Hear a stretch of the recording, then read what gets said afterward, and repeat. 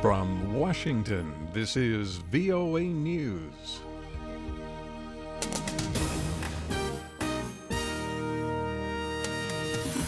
I'm Dave DeForest reporting North Korean rocket launch raises fears about a possible ballistic missile program. The North Korean government says the launch was for a peaceful space mission, but its apparent noncompliance with international obligations raises questions about its real purpose. The UN Security Council Sunday vowed to adopt expeditiously a new Security Council resolution. Samantha Power is the U.S. ambassador. We're looking forward to expeditiously consulting with our colleagues in the coming days, and we will be looking to all council members to unite around a swift and aggressive response to the DPRK's repeated violations that constitute this very direct threat to global peace and security. The United States government condemned the launch and stepped up diplomacy to take action against North Korea. The Obama administration and U.S. lawmakers are expressing resolve to counter the North's nuclear program and military ambitions. Passage of tougher sanctions on North Korea could be expedited this week on Capitol Hill. South Korea and the U.S. will formally discuss deploying a missile defense system known as THAAD. According to the U.S. Missile Defense Agency, the Terminal High Altitude Area Defense System has a truck-mounted launcher that can fire interceptors that destroy ballistic missiles.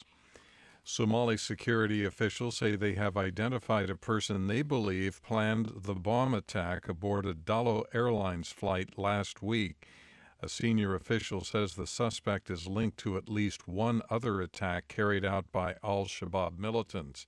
He says the man runs a business that serves as a cover for covert al-Shabaab operations. The man has fled and is still at large. This is VOA News. Thousands of rescue workers in Taiwan clawed through mounds of wreckage Sunday in hopes of rescuing people trapped in the rubble of a 17-story apartment building flattened by an earthquake.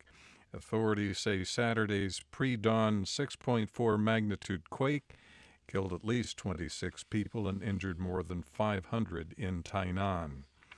A new opinion poll suggests Vermont Senator Bernie Sanders and real estate mogul Donald Trump are maintaining their large leads in the northeastern U.S. state of New Hampshire, which holds a presidential primary vote Tuesday. Here are several New Hampshire voters. I feel it's still anybody's race. It's going to be a real wild ride to see who actually comes out on top. I'm not a Republican, so I won't be voting Republican. Voting Democratic. Still a little unsure, but I think I'll be voting for Hillary Clinton this year. The people are telling the government that something different needs to happen, and we're not happy the way it's going. So, could be quite interesting. The poll released by Monmouth University Sunday showed Trump with support from 30% of likely Republican Party voters. Trump is 16 points ahead of his closest rival, Ohio Governor John Kasich. Kasich is in a tight race for second place, along with Florida Senator Marco Rubio, Texas Senator Ted Cruz, and former Florida Governor Jeb Bush.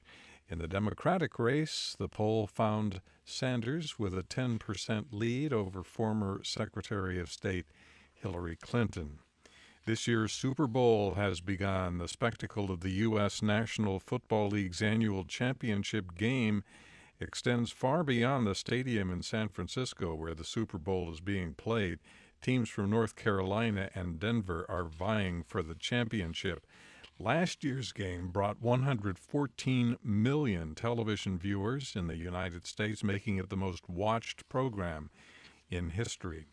Algeria's government has adopted a series of constitutional reforms meant to strengthen the country's democracy. The reforms put limits on the presidency and increase the power of parliament. The reforms passed Sunday with 499 lawmakers voting in favor, 16 abstentions, and several opposition lawmakers boycotting the vote. Celebrations are kicking off around the world to mark the new Chinese year, the Year of the Monkey. Chinese New Year 4713 starts February 8th of this year. The traditional celebration of Chinese New Year goes for 15 days, ending with the annual Lantern Festival. Embattled Haitian President Michel Martelly left office Sunday, as required by Haiti's constitution, thus ending a 5-year term with no one elected to replace him. The former pop music star told lawmakers in Port-au-Prince that he is leaving office to contribute to constitutional normalcy. From the VOA News Center in Washington, I'm Dave DeForest. That's the latest world news from VOA.